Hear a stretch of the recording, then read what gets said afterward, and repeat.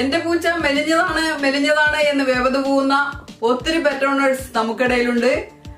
അവരെ സഹായിക്കാൻ ഉതകുന്ന നുറുങ്ങുകളാണ് ഇന്നത്തെ സെഷനിലൂടെ. Are you ready? Yes, coming up.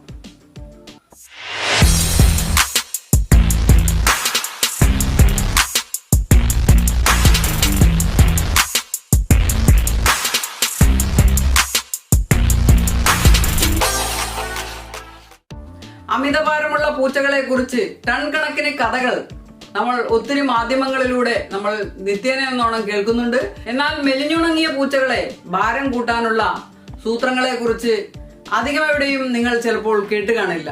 ഇന്നത്തെ വീഡിയോയിലൂടെ നമുക്ക് അതിനെക്കുറിച്ച് വിശദമായിട്ട് അറിയാം. അതിനു മുന്നേ എല്ലാവരും നമ്മുടെ ചാനൽ, അതായത് ഇതുവരെയും സബ്സ്ക്രൈബ് ചെയ്യാത്ത സുഹൃത്തുക്കൾ തീർച്ചയായിട്ടും സബ്സ്ക്രൈബ് ചെയ്യണം. അതുപോലെ ബെൽ ബട്ടൺ അമർത്താനും മറക്കാതിരിക്കുക. ഒപ്പം വീഡിയോ മുഴുവനായും കാണുവാനും കണ്ടിഷ്ടമായാൽ തീർച്ചയായിട്ടും ലൈക്ക് ബട്ടണും ഒപ്പം താങ്ക്സ് ബട്ടണും അമർത്താൻ മനസ്സ് കാണിക്കാം. ഓക്കെ, ഒരു പൂച്ചയെ എങ്ങനെ വണ്ണം വെപ്പിക്കാം? അതിനായിട്ട് ചില കാര്യങ്ങൾ നമ്മൾ ആദ്യം മനസ്സിലാക്കേണ്ടതുണ്ട്. അതിൽ ആദ്യത്തേതാണ്, നിങ്ങളുടെ പൂച്ചയ്ക്ക് ഭാരക്കുറവുണ്ടോ എന്ന് ആദ്യം മനസ്സിലാക്കണം. അതായത് ഒരു ശരാശരി പൂച്ചയ്ക്ക് വേണ്ടുന്ന ഭാരത്തിനേക്കാളും കുറവാണോ നിങ്ങളുടെ പൂച്ചയ്ക്ക് എന്ന് ആദ്യം മനസ്സിലാക്കണം. അതിന് ആദ്യം വേണ്ടത് പൂച്ചയുടെ നോർമൽ തൂക്കം എത്രയാണെന്ന് നിങ്ങൾ മനസ്സിലാക്കുക എന്നുള്ളതാണ്. ഈ വീഡിയോയിലൂടെ നിങ്ങൾക്ക് അതിനെക്കുറിച്ച് വ്യക്തമായിട്ട് മനസ്സിലാവും. ഓക്കെ, കുറഞ്ഞ കുഞ്ഞുങ്ങളെ സംബന്ധിച്ച് അവരെപ്പോഴും ഇൽ ഹെൽത്ത് ഉള്ള കുട്ടികളായിരിക്കും. അവരുടെ ആരോഗ്യ പരിരക്ഷ വളരെ ടഫായിരിക്കും. ഓക്കെ, അപ്പം തൂക്കമുള്ള നല്ല ബർത്ത് വെയിറ്റ് ഉള്ള കുഞ്ഞുങ്ങളാണ് നല്ല ആരോഗ്യമുണ്ടായിരിക്കും. പ്രസവിച്ച ഉടനെ ഉള്ള നമ്മളുടെ കിറ്റന്റെ തൂക്കം 100 ഗ്രാമാണ്. രണ്ടാമത്തെ ആഴ്ചയുടെ തൂക്കം ഒരു 170-നും 200-നും ഇടയിലായിട്ട് വരും. 6 ആഴ്ച പ്രായമാകുമ്പോൾ കുഞ്ഞുങ്ങളുടെ തൂക്കം 500 മുതൽ 750 ഗ്രാം വരെ ആകാം. 2 മാസം എത്തുമ്പോൾ സ്വാഭാവികമായിട്ട് കുഞ്ഞുങ്ങൾക്ക് ഏകദേശം 1 കിലോ തൂക്കം വരും. അതായത് 900 ഗ്രാം മുതൽ 1 കിലോ, 1-200 ആ റേഞ്ചിലാണ് വരുന്നത്. 3 മാസം ആകുമ്പോൾ 1.5 കിലോ മുതൽ 2 കിലോ വരെ തൂക്കം കുഞ്ഞുങ്ങൾ ഉണ്ടാകും. 5 മാസം പ്രായമായി കഴിഞ്ഞാൽ കുഞ്ഞുങ്ങളുടെ തൂക്കം 2.5 മുതൽ 3 കിലോ വരെയാണ്. ഇനി 1 വയസ്സായി കഴിഞ്ഞാൽ ആശാന്മാര് സ്വാഭാവികമായിട്ടും 3 കിലോയ്ക്ക് മേലോട്ട് പോകുന്നു. സാധാരണ ഒരു അഡൽട്ട് ക്യാറ്റിന്റെ തൂക്കമാണ് ഒരു 3.5 കിലോ മുതൽ 5 കിലോ വരെയുള്ള തൂക്കം എന്ന് പറയുന്നത്. അപ്പൊ ആ തൂക്കം നമുക്ക് നോർമൽ വെയിറ്റ് ആണെന്ന് പറയാം. അതിൽ മേലെ ആയി കഴിഞ്ഞാൽ ഒബേസിറ്റി ആണെന്ന് പറയാം. അത് താഴ്ന്നു കഴിഞ്ഞാൽ തീരെ ലീനായിട്ട് വളരെ മെലിഞ്ഞ ക്യാറ്റായിട്ട് മാറും. അപ്പോൾ തൂക്കം ശ്രദ്ധിക്കുക. തൂക്കം എത്രയാണെന്ന് മനസ്സിലാക്കി കഴിഞ്ഞാൽ നമ്മുടെ കുഞ്ഞുങ്ങൾ ആരോഗ്യകരമായ വളർച്ചയുണ്ടോ എന്ന് നമുക്ക് മനസ്സിലാക്കാൻ വേണ്ടി സാധിക്കും. പിന്നെ തൂക്കം മനസ്സിലാക്കേണ്ട ഒരുപാട് കാര്യങ്ങൾ വേറെയും ഉണ്ട്. എന്താണ്, വിരബാധയ്ക്കുള്ള മരുന്ന് കൊടുക്കണമെങ്കിൽ തൂക്കം അറിയണം. കാരണം തൂക്കത്തിന് ആനുപാതികമായിട്ട് മരുന്ന് കൊടുക്കുന്നത്. 1 കിലോ തൂക്കത്തിന് 1 ml എന്നുള്ള രീതിയിലാണ് മരുന്ന് കൊടുക്കുന്നത്. ഓക്കെ, പിന്നെ ഓരോ ആഹാരം കൊടുക്കുന്നതിന് ഇത്ര തൂക്കമുള്ള കുഞ്ഞുങ്ങൾക്ക് ഇത്ര ആഹാരം കൊടുക്കണം എന്നുള്ള കണക്കുണ്ട്. അതുകൊണ്ട് തൂക്കം മസ്റ്റാണ്. പിന്നീട് വേണ്ടത്, നിങ്ങളുടെ മെലിഞ്ഞ പൂച്ച ആരോഗ്യവാനാണോ എന്നുള്ള കാര്യം ഉറപ്പാക്കുക. രോഗമുണ്ടോ എന്ന് അന്വേഷിക്കുമ്പോൾ തീർച്ചയായിട്ടും നിങ്ങൾ ശ്രദ്ധിക്കേണ്ട കാര്യം പ്രധാനമായിട്ടും കുഞ്ഞുങ്ങൾക്ക് ഭക്ഷണം കഴിക്കാൻ പറ്റാത്ത സാഹചര്യത്തിലാണോ കുഞ്ഞുങ്ങൾ എന്നുള്ളതാണ് ആദ്യം മനസ്സിലാക്കേണ്ടത്. അതായത് കുഞ്ഞുങ്ങൾക്ക് എന്തെങ്കിലും ഗ്യാസ്ട്രോ ഇൻഡസ്ട്രിയൽ പ്രോബ്ലംസ് ഉണ്ടോ, ദഹന പ്രശ്നങ്ങൾ ഉണ്ടോ എന്നുള്ളതാണ്.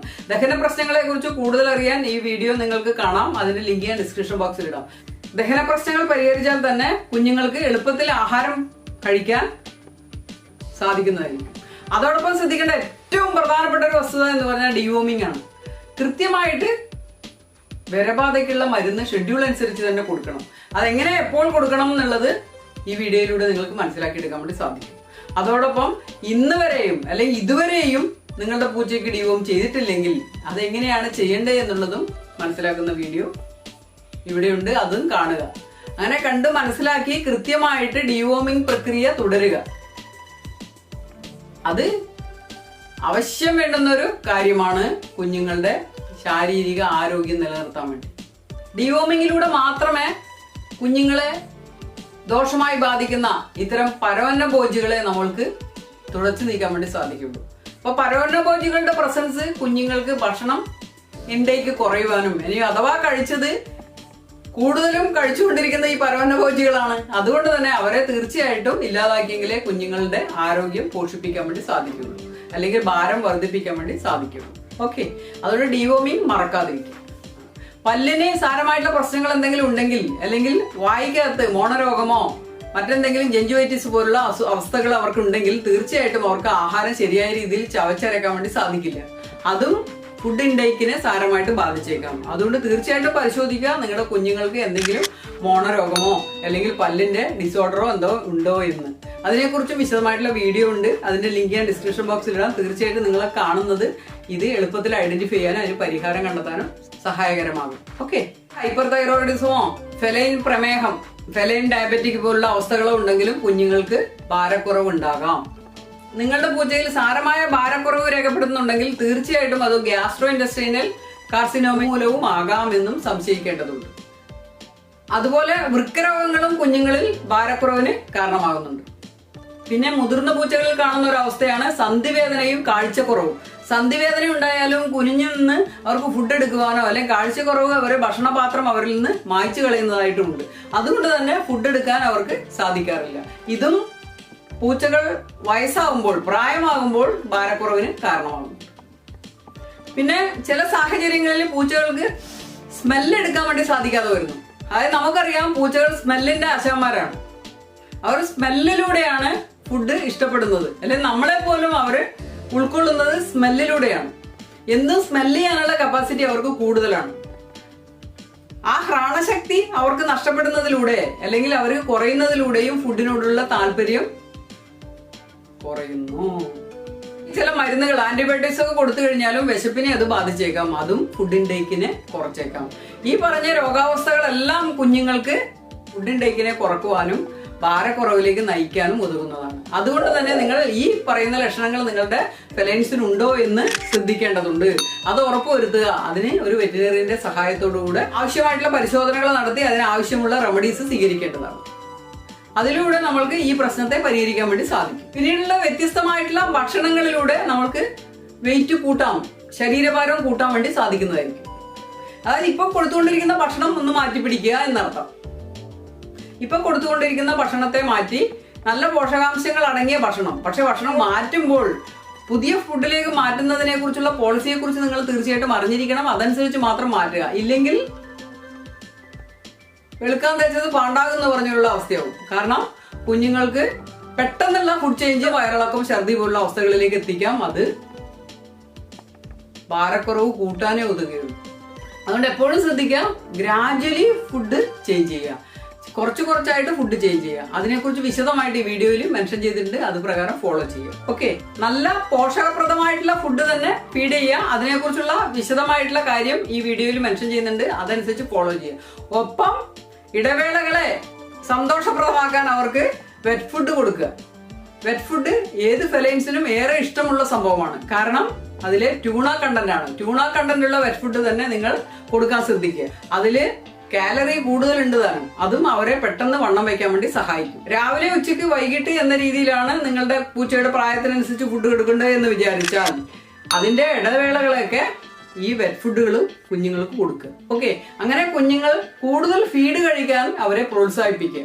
ഏത് ഭക്ഷണം കൊടുക്കുമ്പോഴും അതിനകത്തെ പോഷകാംശങ്ങളെ കുറിച്ച് നിങ്ങൾ ബോധവാനായിരിക്കണം. ഏറ്റവും കൂടുതൽ പോഷകാംശങ്ങൾ അടങ്ങിയ ഫുഡ് തന്നെ കുഞ്ഞുങ്ങൾക്ക് കൊടുക്കാൻ പ്രത്യേകം ശ്രദ്ധിക്കുക. അതായത് പൂച്ചകൾക്ക് എളുപ്പം ശരീരഭാരം കൂട്ടാൻ ഉതകുന്ന ഭക്ഷണങ്ങളെ കുറിച്ച് നിങ്ങൾ അറിഞ്ഞിരിക്കുക. അതിൽ ചിലതാണ് ഉയർന്ന കൊഴുപ്പും ഉയർന്ന കാലറിയും അടങ്ങിയ ഫുഡ് സെലക്ട് ചെയ്യുക. അതോടൊപ്പം കിറ്റൻസിനുള്ള ഫുഡ് തന്നെ സെലക്ട് ചെയ്യുക. അത് കാറ്റ് ആയാലും കിറ്റൻ ആയാലും, അതായത് പൂച്ച കുഞ്ഞുങ്ങൾക്കായാലും പൂച്ചകൾക്കായാലും നിങ്ങൾ ഇപ്പോൾ കൊടുക്കേണ്ടത് ശരീരഭാരം കൂട്ടാനാണ് ഉദ്ദേശിക്കുന്നുണ്ടെങ്കിൽ അത് കിറ്റൻ ഫുഡ് തന്നെ പ്രിഫർ ചെയ്യുക. ഓക്കെ, അതുപോലെ നിർബന്ധമായിട്ടും ആ സെലക്ട് ചെയ്യുന്ന ഫുഡിന്റെ സോഴ്സ് മീറ്റ് തന്നെ ആകാൻ ശ്രദ്ധിക്കുക. അതായത് വെജിറ്റബിൾ സോഴ്സ് ഒഴിവാക്കുക, മീറ്റ് പ്രോഡക്ട്സ് തന്നെ ഉപയോഗപ്പെടുത്തുക. കാരണം പൂച്ചകൾ കടുത്ത മാംസഭോജികളാണെന്ന് നമുക്ക് എല്ലാവർക്കും അറിയാം. അതുപോലെ അവർക്ക് മാംസത്തിൽ നിന്നുള്ള പ്രോട്ടീനാണ് ഏറ്റവും ആവശ്യം. അപ്പോൾ തീർച്ചയായിട്ടും ഫുഡുകൾ സെലക്ട് ചെയ്യുമ്പോൾ നിങ്ങൾ അതിന്റെ സോഴ്സ് ഏതാണെന്ന് നോക്കുക. അത് മീറ്റ് പ്രോഡക്ട്സ് തന്നെ ആയിരിക്കണം. അങ്ങനെയുള്ള പ്രോഡക്ട്സ് കൊടുക്കുമ്പോഴാണ് കുഞ്ഞുങ്ങൾക്ക് എളുപ്പത്തിൽ ശരീരഭാരം കൂട്ടാൻ വേണ്ടി സഹായിക്കുക. പിന്നെ ഏറ്റവും ശ്രദ്ധിക്കേണ്ട ഒരു കാര്യം അതിന്റെ പ്രിസർവേറ്റീവ്സ് ആണ്. അതിൽ പ്രിസർവേറ്റീവ്സ് തീരെ കുറഞ്ഞ ഉൽപ്പന്നങ്ങൾ മാത്രം സെലക്ട് ചെയ്യാൻ ശ്രദ്ധിക്കുക. നിങ്ങളുടെ പൂച്ച തീർത്തും ഭാരം കുറഞ്ഞതാണെങ്കിൽ തീർച്ചയായിട്ടും ഇങ്ങനെയുള്ള ഭക്ഷണമാറ്റം ചെയ്യുന്നതിന് മുന്നേ വെറ്റിനറിയനെ കൊണ്ട് നിങ്ങളുടെ പൂച്ചയെ പരിശോധിപ്പിക്കുന്നത് നന്നായിരിക്കും. ഓക്കെ, അപ്പോൾ ഇത്രയും കാര്യങ്ങൾ ശ്രദ്ധിച്ച് അവരെ നന്നായിട്ട് ഫീഡ് ചെയ്ത് കഴിഞ്ഞാൽ തീർച്ചയായിട്ടും നിങ്ങളുടെ കുഞ്ഞുങ്ങൾക്ക് പെട്ടെന്ന് ഭാരം വർദ്ധിപ്പിക്കാൻ വേണ്ടി സഹായകരമാണ്. ഓക്കെ, അപ്പൊ എല്ലാവർക്കും സന്തോഷകരമായ ആരോഗ്യകരമായ പെറ്റ് പാരന്റിംഗ് ആശംസിക്കുന്നു. Thank you for watching. Happiness always, Nanda's pets and us. എത്രയും പെട്ടെന്ന് ഏറ്റവും യൂസ്ഫുൾ ആയിട്ടുള്ള ഒരു വീഡിയോ ആയിട്ട് എത്താം. അതുവരേക്കും stay tuned with our channel. By.